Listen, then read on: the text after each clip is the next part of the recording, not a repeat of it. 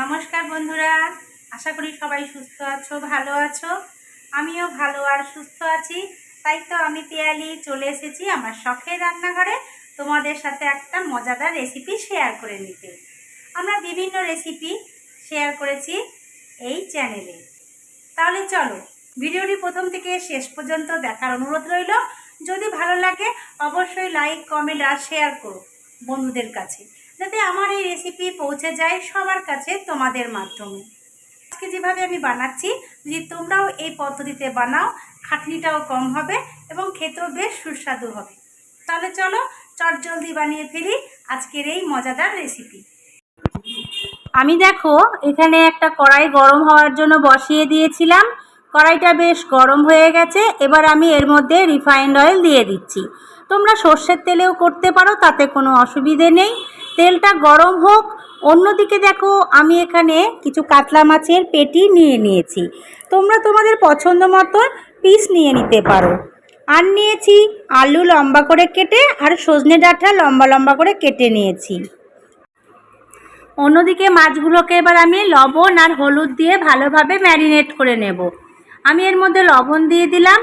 এবার দেখো মাছের মাথাগুলোকেও আমি এর মধ্যে দিয়ে দিচ্ছি, একসাথে রান্নাটা করে নেব। কাতলা মাছ বেশ ফ্রেশ ছিল, আমি ভালোভাবে ধুয়ে বেছে নিয়েছি। এবার নুন হলুদ দিয়ে আমি ভালোভাবে এটাকে ম্যারিনেট করে নেব। খুব ভালোভাবে হাতের সাহায্যে ডলে ডলে আমি মাছগুলোকে হলুদ আর লবণটাকে মাখিয়ে নেব। এই গরমের মধ্যে সজনে ডাঁটা খাওয়া ভীষণই ভালো। দেখো মাছগুলোকে বেশ ভালোভাবে আমি নুন হলুদ মাখিয়ে নিচ্ছি। আর সমস্ত মাছই কিন্তু আমি পেটি নিয়ে নিয়েছি, দেখতেই পাচ্ছ। আর মাছের মাথাটা বেশ বড় সাইজের মাছটা ছিল, দেখে বোঝাই যাচ্ছে মাথার সাইজটা। অন্যদিকে দেখো তেলটা বেশ ভালোভাবেই গরম হয়ে গেছে। তেলটা সব সময় ভালোভাবে গরম করে নিলে মাছ ভাজতে সুবিধে হয় এবং মাছ কিন্তু কড়াইয়ের গায়ে লেগেও যায় না। অনেকেই বলো মাছ ভাজার সময় কড়াইয়ে লেগে যায় বা ভেঙে যায়। তাই এই টিপসটা ফলো করে তোমরা মাছ ভাজবে, তাহলে তোমাদের মাছ খুব ভালোভাবে ভাজাও হবে এবং কড়াইয়ের গায়ে লেগেও যাবে না। তেল থেকে বেশ ভালো দেখো গরম হয়ে যাওয়ার পর ধোঁয়া বেরোতে শুরু করেছে। আমি এবার এর মধ্যে ম্যারিনেট করা মাছগুলোকে সাজিয়ে দিচ্ছি। বিশেষ মশলা কিছুই এখানে লাগে না, একদম ঝটপট রান্না হয়ে যায়।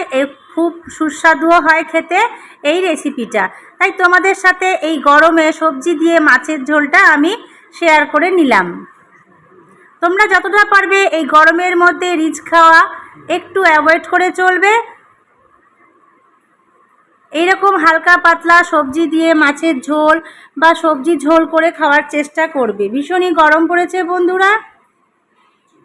মাছের এক দিক আমার খুব ভালোভাবে ভাজা হয়ে গেছে। আমি অপর পিঠটা দেখো ভাজা হওয়ার জন্য উল্টে দিচ্ছি। প্রতিটা মাছ আমি খুব ভালোভাবে ভেজে নেব।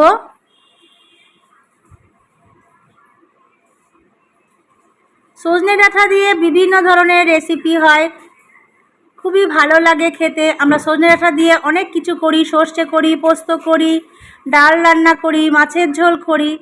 এই সময়ে সজনে ডাঁটা খাওয়া ভীষণ উপকার। মাছগুলো খুব ভালোভাবে ভেজে নিয়ে আমি একটা পাত্রের মধ্যে দেখো তুলে নিচ্ছি। সমস্ত মাছগুলোকে ঠিক একইভাবে আমি ভেজে নেব। আমি যে মশলাটা এখানে ব্যবহার করব সেটা তোমরা অবশ্যই ডেসক্রিপশন বক্সে পেয়ে যাবে। যদিও বিশেষ মশলা কিছু এখানে আমি নিইনি, একদমই ঘরোয়া উপকরণ দিয়ে আজকের রেসিপিটা আমি তোমাদের সঙ্গে শেয়ার করছি। চটজলদি ঝটপট খুব সুস্বাদু হয় এই রেসিপিটা। মাছগুলো ঠিক এইরকম পরিস্থিতিতে আমি ভেজে নিয়ে এবার মাথাগুলোকেও ভেজে নিচ্ছি ওই একইভাবে। দু পিঠ ভালোভাবে ভেজে নেওয়ার পর মাছের মাথাগুলোকে দেখো আমি তুলে নিচ্ছি। দেখে বুঝতেই পারছো যে আমি কীরকমভাবে মাছের মাথাগুলোকে ভেজেছি। এবার আমি ওই মাছের তেলের মধ্যেই দিয়ে দেব কিছু পরিমাণ সাদা জিরে ফোড়ন। সবজির পরিমাণ অনুযায়ী সমস্ত উপকরণ নিয়ে নিতে হবে। আমি সাদা জিরেটা ফোড়ন দিয়েছি। একটু ভাজা হলে এর মধ্যে আগে থেকে কেটে বেছে ধুয়ে রাখা সবজিগুলোকে দিয়ে দেব। সবজিগুলোকে দিয়ে দিলাম এবং একটু নেড়ে চেড়ে খুব ভালোভাবে আমি ঢাকা দিয়ে দিয়ে সবজিগুলোকে ভেজে নেব। কত সুন্দর সবুজে ভরা ডাঁটাগুলোকে দেখে বুঝতেই পারছো, একদম কচি ডাঁটা, খেতে ভীষণ ভালো হয় এবং ঝোলেও কিন্তু দারুণ স্বাদ আসে যদি তোমরা এইভাবে রান্না করো। আমি এটাকে ঢাকা দিয়ে দেব। 3 থেকে 4 মিনিট মতন আমি ঢাকা দিয়ে রাখবো সজনে ডাঁটা আর আলুগুলোকে। 3-4 মিনিট পর দেখো আমি ঢাকনাটা তুলে নিয়েছি। দেখে বুঝতেই পারছো আমি কিভাবে আলু আর সজনে ডাঁটাগুলোকে ঢেকে ভেজে নিচ্ছি। খুব সুন্দরভাবে অল্প তেলে সমস্ত সবজি আমি ভেজে নিলাম। এবার আমি বেটে রাখা মশলাটা সবজির মধ্যে দিয়ে দেব। আগেই বলেছি যে ডেসক্রিপশন বক্সে পেয়ে যাবে আমি কি কি মশলা এখানে ব্যবহার করলাম। যতটুকু প্রয়োজন মশলার ততটুকু মশলা দিয়ে সামান্য একটু জল আমি দিয়ে ভালোভাবে মিশিয়ে নেব সমস্ত উপকরণটাকে সবজিগুলোর সাথে। এবার আমি এর মধ্যে দিয়ে দেব পরিমাণ মতন হলুদ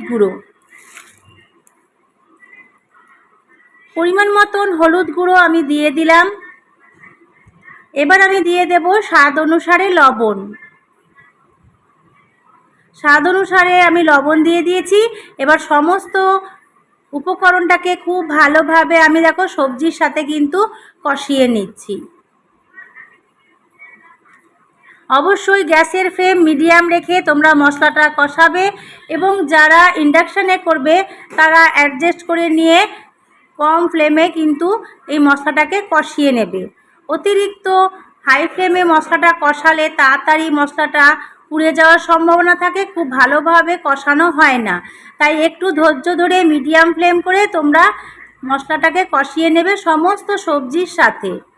সবজি কষাবার সময় প্রয়োজন অনুসারে তোমরা জল ব্যবহার করতেই পারো, তাতে কোনো রকম অসুবিধে নেই। খালি লক্ষ্য রাখবে যেন সবজি পুড়ে না যায়। ঠিক ততক্ষণ ধরে সবজিটাকে ভালোভাবে কষাতে হবে যতক্ষণ না সবজির গা থেকে তেল ছাড়তে শুরু করে, অর্থাৎ মশলা থেকে তেল ছাড়া শুরু হলেই আমার সবজিটা কিন্তু মশলার সাথে কষানো হয়ে গেছে বোঝা যাবে। খুব সুন্দর একটা রং আসতে শুরু করেছে, দেখে বুঝতেই পারছো। আমি সামান্য জল ব্যবহার করে সমস্ত সবজিটাকে দেখো কষিয়ে নিচ্ছি একদম মিডিয়াম ফ্লেমে। তোমরাও খুব ভালোভাবে এইভাবেই খুব ভালো করে কষিয়ে নেবে মশলাটা।